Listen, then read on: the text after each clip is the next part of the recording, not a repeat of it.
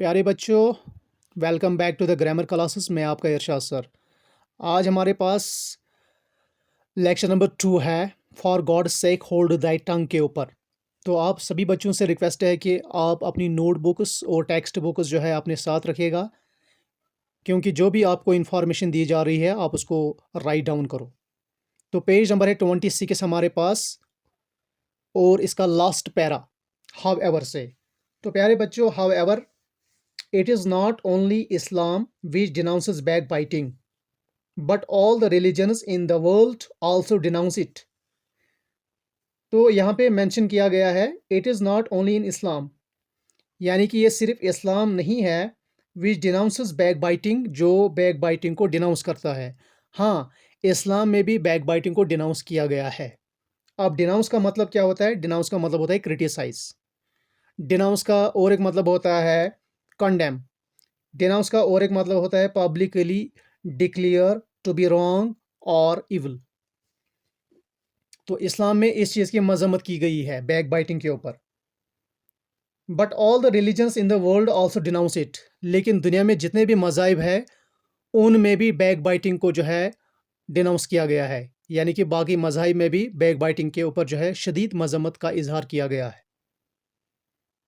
The Bible says, अब हमारे पास और एक बुक है, रिलीजियस बुक है, सैक्रेड बुक है, जिसको हम बाइबल बोलते हैं। तो उसमें इस बात को मेंशन किया गया है। तो अब हम देखेंगे पेज नंबर 27 पे। आपसे रिक्वेस्ट है कि आप थोड़ा सा पेज को जो है आगे बढ़े।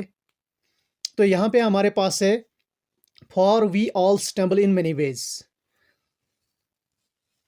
For we all stumble in many ways, for यहाँ पे रीज़न के लिए इस्तेमाल हुआ है। वी ऑल, हम सब लोग जो है, स्टम्बल इन मैनी वेज, हम बहुत सारे तरीकों से जो है गलतियाँ करते हैं। हम सभी लोग जो है बहुत सारे तरीकों से गलतियाँ करते हैं। स्टम्बल का मतलब होता है गलती करना यहाँ पे। तो स्टम्बल का और एक मतलब होता है make an error, to make a mistake, गलती करना। अब स्टम्बल का दूसरा भी मतलब होता है फॉल शॉर्ट, यानी कि गिरना जिसको आप बोलते हैं, या फॉल या टम्बल। इसका अपोजिट मतलब होता है राइज, स्टैंड, यानी कि गिरने का अपोजिट मतलब होता है उठना। तो ये है इसका मतलब।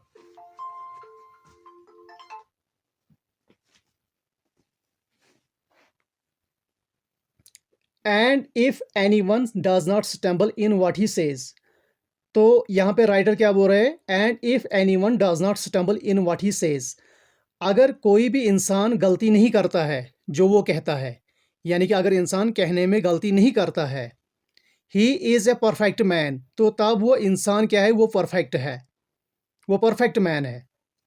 Able to bridle his whole body, तो वो इस काबिल होता है कि वो अपनी बॉडी के ऊपर लगाम देता है, क्योंकि परफेक्ट इंसान ही अपनी बॉडी के ऊपर कंट्रोल करेगा। तो यहाँ पे ब्रिडल का मतलब होता है लगाम देना।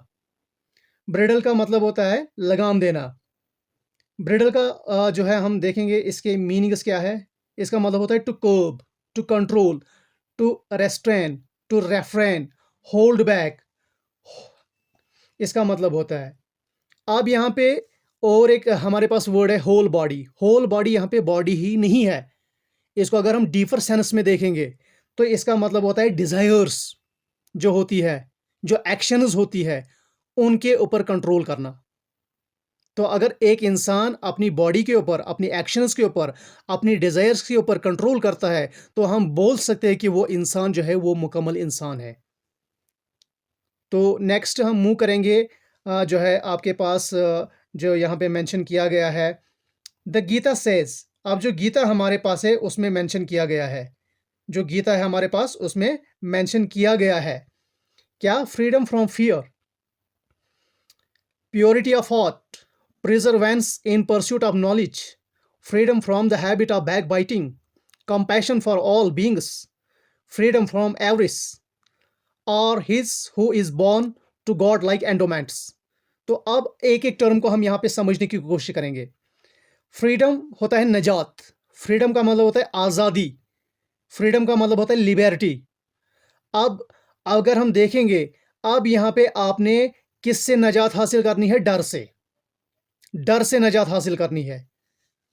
अब यहाँ पे हमारे पास फ्रीडम फ्रॉम फियर का मतलब अगर हम देखेंगे, यानी कि to achieve a state of mind that is completely free from anxiety, dread, insecurity about the future और वर्ल्डली मैटर्स।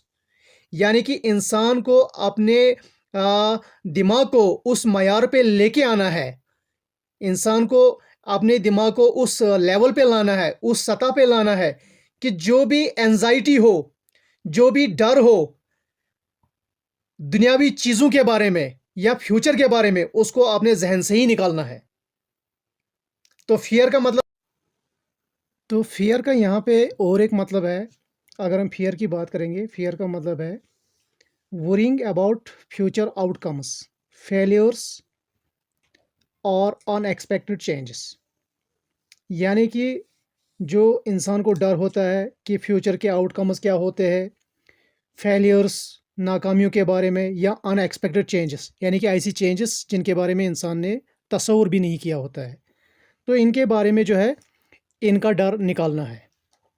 तो ऐसा में राइटर बोल रहे हैं, या फियर का मतलब यहाँ पे है कि to achieve a state of mind that is completely free from anxiety, dread, insecurity about the future और वर्ल्डली मैटर्स।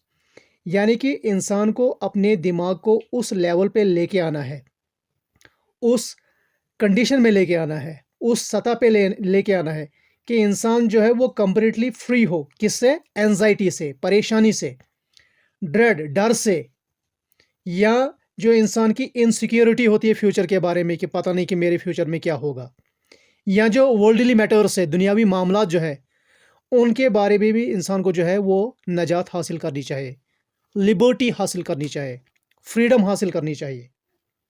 या इंसान जो है, जो मटेरियल पोजेशंस है, हेल्थ है, सोशल स्टेटस है, लाउड वंस है, उनका भी जो है, उन चीज़ों का भी जो है उनके बारे में भी राइटर बता रहे हैं कि उनसे नजात हासिल करनी चाहिए।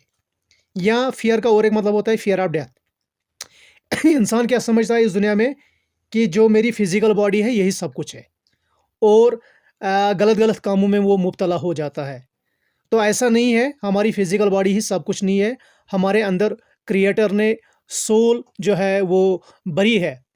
तो ये जो सोल है यही बेसिकली जो है यही परमानेंट है, तो इसी को हमने पाक रखना है। तो ये था हमारे पास जो फियर है इसका मतलब।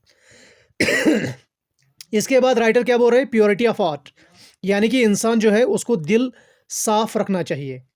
तो प्योरिटी ऑफ हार्ट का मतलब है to have a clean mind free from negative thoughts and deceit. यानी कि इंसान जो है उसको क्या करना है, जो इंसान के दिल और दिमाग के अंदर जो थॉट्स होते हैं नेगेटिव, उनको ख़त्म करना है। और इंसान के अंदर जो डिसीट होता है लोगों के लिए, यानी कि जो धोखा वो लोगों को देना चाहता है, उसको भी ख़त्म करना होगा। अब प्योरिटी ऑफ हार्ट का मतलब है कि इससे इंसान की इनर सिंसेरिटी होनी चाहिए, यानी कि इंसान अंदर से सच्चा होना चाहिए। और इंसान को क्या करना चाहिए? फ्रीडम फ्रॉम मैलिस, यानी कि बुग़्ज़ और हसद से इंसान को अपने आप को साफ रखना चाहिए। और उसके बाद एब्सेंस ऑफ हिपोक्रेसी, यानी कि इंसान के अंदर जो मुनाफिकत है उसको भी क्या करना है? उसको भी दूर करना है। तो ये था हमारे पास pursuit of purity of heart. उसके बाद है perseverance in pursuit of knowledge. अब यहाँ पे राइटर क्या बता रहे हैं? गीता में ये बताया गया है कि जो इंसान है उसको क्या करना है? प्रिजर्वेंस दिखानी है। प्रिजर्वेंस मतलब कि इंसान को जो है उसको क्या दिखाना है? उसको साबित कदमी दिखानी है, यानी कि उसको कभी भी रुकना नहीं है, उसको हमेशा इल्म हासिल करना है। यानी कि इल्म हासिल करने के लिए उसके पास जस्तुजू होनी चाहिए, इसी को हम बोलते हैं परस्यूट ऑफ नॉलेज। अब प्रिजर्वेंस यहाँ पे है, प्रिजर्वेंस का मतलब है persistent, not giving up, stay committed, या ओवरकमिंग ऑब्स्टैकल्स। तो इसका मतलब है, प्रिजर्वेंस का मतलब है ये। अब परस्यूट ऑफ नॉलेज मतलब इंसान को हमेशा जो ट्रूथ है उसी को सीख करना चाहिए, जो विजडम है उसी को ढूंढना चाहिए, जो अंडरस्टैंडिंग है उसी को जो है उसी की तलाश करनी चाहिए। तो ये हमारे पास है perseverance in pursuit of knowledge का मतलब। अब और एक हमारे पास टर्म है जिसको हम बोलते हैं freedom from the habit of back biting. अब इंसान को नजात हासिल करनी चाहिए किससे? बैक बाइटिंग के हैबिट से। यानी कि जो बैक बाइटिंग का हैबिट है इंसान के अंदर, उसको तर्क करना है, उसको दूर करना है, यानी कि बैक बाइटिंग छोड़ देनी है, उसे नजात हासिल करनी है। Compassion for all living beings या बींग्स, तो इंसान को, जो बाकी इंसान है उनके लिए क्या दिखाना है? कंपैशन दिखाना है। तो कंपैशन, हमारे पास एक वर्ड है कंपैशन का मतलब है to show sympathy, kindness, love for all beings, या help others to ease their sufferings, यानी कि जो दूसरे लोग हैं उनके लिए क्या दिखाना है? उनके लिए सिंपैथी दिखानी है, हमदर्दी दिखानी है, काइंडनेस, रहमदिली दिखानी है। और जो दूसरे लोग हैं उनके लिए क्या दिखाना है? प्यार और मोहब्बत दिखाना है। या दूसरे लोग जो दुख दर्द में हैं उनके लिए क्या दिखाना है? उनके लिए उनको हेल्प करनी है, उनकी मदद करनी है, ताकि उनका दुख और दर्द खत्म हो जाए। तो ये है मतलब किसका? ये है कंपैशन फॉर ऑल बींग्स का मतलब। इसके बाद हमारे पास है फ्रीडम फ्रॉम एवरिस। एवरिस अगर हम देखेंगे, एवरिस का मतलब होता है एक्सट्रीम ग्रीड। एवरिस का मतलब क्या होता है? Extreme greed. या इसका मतलब होता है क्यूपिडिटी। या इसका और एक मतलब है हमारे पास, जो है जिसको ग्रीड ही बोलते हैं। और अगर हम इसका अपोजिट मीनिंग देखेंगे, अपोजिट मतलब होता है इसका जेनरसिटी, यानी कि सखी, हमदर्दी, इसका मतलब होता है। तो मीन्स ये जो सारी चीज़ें हैं, इन सभी चीज़ों से इंसान को आज़ादी हासिल करनी है। और हिज मीन्स ये उसकी क्वालिटियाँ है, यानी कि ये सभी क्वालिटियाँ उस इंसान की क्वालिटियाँ है। हु इज़ बॉर्न, जो पैदा हुआ। हाँ, तो इसका मतलब क्या है? यानी कि वो इंसान जिसके अंदर ये सारी सिफ़ात हो, वो इंसान ऐसा जो है, समझो आप, वो पैदा हुआ है जिसमें जो है खुदावी सिफ़तें मौजूद है। यानी कि ये सारी सिफ़तें जो है ये क्रिएटर में भी पाई जाती है, क्योंकि वो भी इन चीज़ों से पाक है। तो इंसान को इन चीज़ों से आज़ाद रहना चाहिए। गॉड लाइक एंडोमेंटस, एंडोमेंटस का मतलब होता है नेमतें या अता। एंडोमेंटस का मतलब ये होता है। तो एंडोमेंट्स जो है, एंडोमेंट्स का मतलब क्या है? एंडोमेंट्स का मतलब है कि जो भी चीज़ आपको जो है ट्रेट मिला है, जो क्वालिटी मिली है, उसी को बोलते हैं हम एंडोमेंट्स। तो after that we have ostentation, pride और आइरिस। आइरिस यहाँ पे नहीं है, ये एरर हुआ है यहाँ पे। यहाँ पर भी मतलब है हिज, यानी कि जो ऑस्टिनेशन है, ऑस्टिनेशन, ऑस्टिनेशन को क्या बोलते हैं आप? इसको आप बोलते हैं दिखावा, नुमाइश, यानी कि डिस्प्ले टू इम्प्रेस अदर्स। या इसका मतलब होता है शोवी, या इसका मतलब है फ्लैम बॉयांट, फ्लैम बॉयांट। या इसका मतलब होता है प्रिटेंशियस, शो। या इसका मतलब होता है शो ऑफ। तो क्या शो ऑफ करना? One's wealth, status, knowledge, skills, importance, अपने आप को दिखाना। तो ये सारी चीज़ें जो है ये ऑस्टिनेशन में आती है। उसके बाद है प्राइड। प्राइड का मतलब होता है तकब्बुर, गुरूर, जिसको आप एरोगेंस भी बोलते हैं, कंसीड भी बोलते हैं, सेल्फ इंपॉर्टेंस भी बोलते हैं, high opinion of one's own worth या इंपॉर्टेंस जिसको आप बोलते हैं, इसको हम क्या बोलते हैं? इसको हम बोलते हैं प्राइड। और हिज, यानी कि ये सिफतें उस इंसान की सिफतें हैं, हु इज बॉर्न, जो पैदा हुआ है, टू डेमोनिक एंडोमेंटस, यानी कि वो इंसान उस की मिसाल ऐसे दी गई है जैसे कि ये डेमोनिक एंडोमेंटस है, यानी कि जैसे शैतानी हसलतें हैं, शैतानी सिफतें हैं, क्योंकि शैतान में भी ये सिफतें पाई जाती है। कौन कौन सी? ऑस्टिनेशन और प्राइड वाली। तो यहाँ पे राइटर ने बड़े ज़बरदस्त अंदाज में इन चीज़ों को समझाया है कि ये क्या चीज़ें हैं। तो मैंने भी इनको थोड़ा डिटेल में आपके लिए जो है आसान कर दिया है प्यारे बच्चों। तो आप जो है हमारे पास जो है और एक यहाँ पे पैराग्राफ है।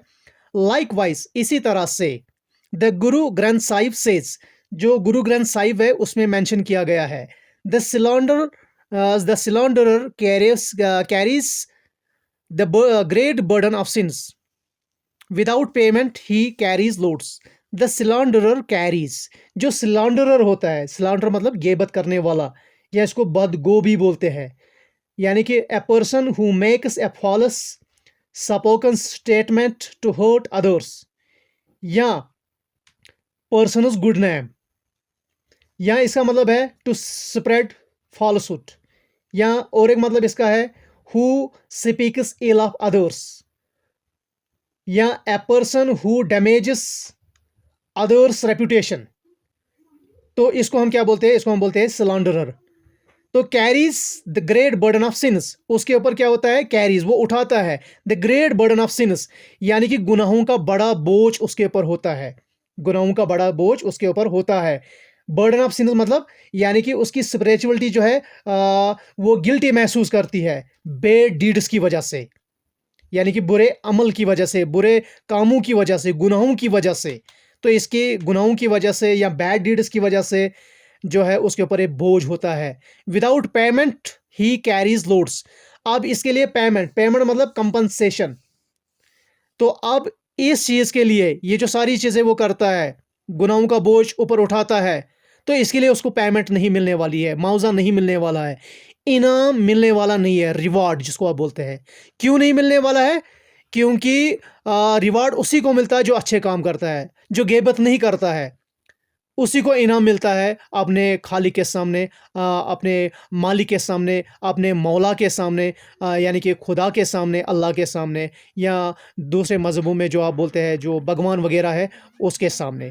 तो ये जो है ये हमारे पास बताया गया है कि इन सभी चीज़ों के बारे में बताया गया है। जो सिलेंडर कैरियर है वो गुनाहों का बोझ उठाता है लेकिन उसको पेमेंट नहीं मिलती है। पेमेंट तो इनाम उसी को मिलता है जो अच्छे काम करता है, रिवार्ड उसी को मिलता है, पेमेंट उसी को मिलती है जो अच्छे काम करता है। तो ये इसके बारे में बताया गया था, जो मैंने आपके साथ ये नॉलेज जो है शेयर की, जो इन्फॉर्मेशन आपके साथ शेयर की। तो आप बच्चों से रिक्वेस्ट है कि मेरी चैनल को सब्सक्राइब करें। अगर आपको मेरी चैनल अच्छी लगे तो इसको अपने जो आपके साथी है, रिलेटिव्स है, दोस्त है, उनके साथ भी शेयर करिएगा। तो मिलते हैं नए लेक्चर में आपके साथ। Till then bye bye.